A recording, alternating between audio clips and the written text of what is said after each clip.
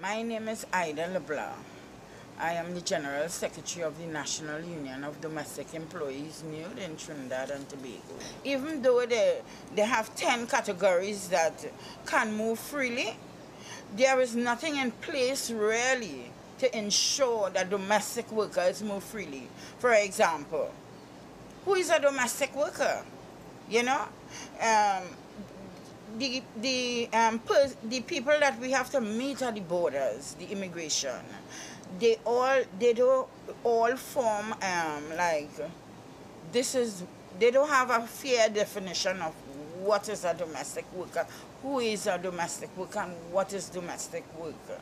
So we are really troubled about this issue because we don't want to know that domestic workers who expect that when they reach to the country and they can move freely, thinking that they can move freely, send back to the country.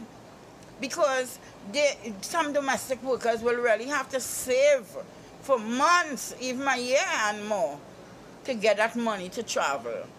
And going to a country and being sent back is not an easy thing, you know? It is something that domestic workers, it's saddening. And not only saddening, it hits in your pocket.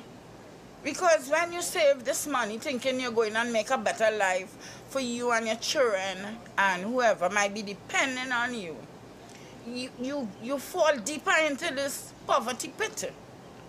Recognition for domestic as workers is a critical issue for us.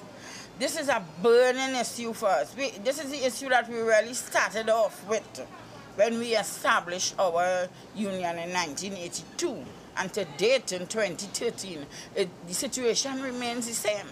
Because if domestic workers are not recognized as workers, and you have 10 categories of workers that could move freely throughout the Caribbean, and you're saying domestic workers are one of the categories, and we are not recognized as workers in our own country, to me that is confusing to domestic workers, you know.